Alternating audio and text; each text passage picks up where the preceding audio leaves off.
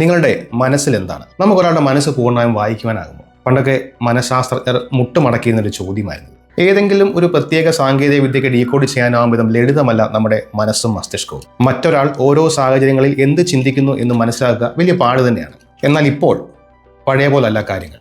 പറഞ്ഞു വരുന്നത് നമ്മൾ കാണാറുള്ള മെന്റലിസ്റ്റ് വിദ്യകളോ ഒന്നുമല്ല കേട്ടോ. അതൊക്കെ മാജിക്കുകൾ, പരിശീലനം നേടിയ ആൾക്കാർ ചെയ്യുന്ന വിദ്യകളാണ്. മനസ്സ് വായിക്കുക എന്നത് അതിലും വലിയ കളിയാണ്. പലതരത്തിലുള്ള ഗവേഷണങ്ങളുടെയും മറ്റും ഫലമായി മനുഷ്യന്റെ നാഡീവ്യൂഹം എങ്ങനെ പ്രവർത്തിക്കുന്നു എന്ന് ശാസ്ത്രലോകം ഇന്ന് നന്നായി മനസ്സിലാക്കിയിട്ടുണ്ട്. ഒരു കാലത്ത് ശാസ്ത്ര കഥകളും സയൻസ് ഫിക്ഷൻ സിനിമകളിലും മാത്രം കണ്ടുവന്നിരുന്ന പല കാര്യങ്ങളും ഇന്ന് സാങ്കേതിക വിദ്യ കരുത്തായതോടെ ഇപ്പോൾ യാഥാർത്ഥ്യമായിട്ടുണ്ട്.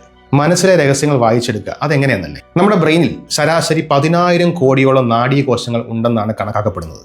നമ്മുടെ ചിന്തകളെ, അനുഭവങ്ങളെ ഓരോ നാഡീകോശവും എങ്ങനെ അടയാളപ്പെടുത്തിക്കുമെന്ന് മനസ്സിലാക്കുക എളുപ്പമല്ല. ഓരോ വ്യക്തികളിലും നാഡീകോശങ്ങൾ പരസ്പരം ബന്ധിപ്പിച്ചിരിക്കുന്നത് വ്യത്യസ്തമായാണ്. അതായത് ഓരോ വ്യക്തിയുടെയും ചിന്തയും പ്രവർത്തനങ്ങളുമെല്ലാം ഓരോ രീതിയിലാണ് നാഡീകോശങ്ങളെ രേഖപ്പെടുത്തിയിരിക്കുന്നത് എന്ന് ചുരുക്കം.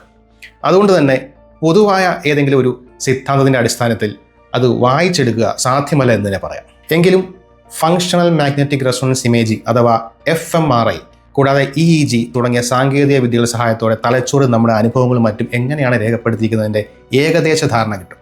നമ്മുടെ നാട്ടിൽ സാധാരണ കാണാനുള്ള MRI സ്കാനിംഗ് ഇല്ലേ, അതുപയോഗിച്ച് ന്യൂറോ ഇമേജിംഗ് നടത്തുന്നതാണ് FMRI. ചെറിയ ഇലക്ട്രോഡുകൾ തലയോട്ടിയെ ഘടിപ്പിച്ച് തലച്ചോറിന്റെ വിദ്യുത പ്രവർത്തനങ്ങൾ മനസ്സിലാക്കുന്ന ടെക്നോളജിയാണ് EEG. ഇത് പലർക്കും അറിയാവുന്നതാണ്.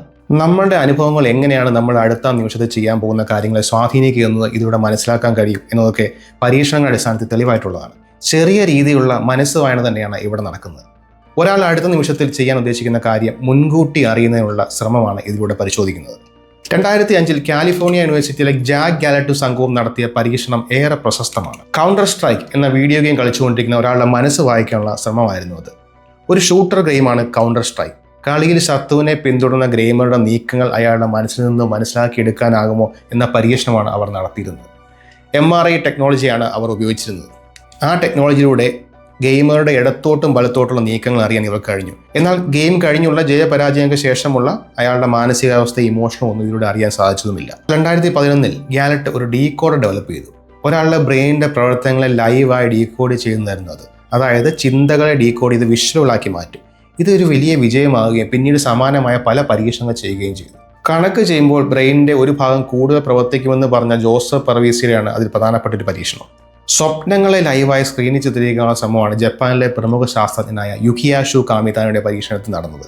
EEGയുടെ സഹായത്തോടെ നടത്തിയ ഈ പരീക്ഷണത്തിൽ 60% കൃത്യതയോടെ ഒരാളുടെ സ്വപ്നങ്ങളെ ചിത്രീകരിക്കാനായി. അപ്പോൾ ഇനി അടുത്ത ഘട്ടത്തിൽ കംപ്ലീറ്റായ മനസ്സ് വായന നടക്കുമെന്ന വിശ്വാസത്തിലാണ് ശാസ്ത്രലോകം.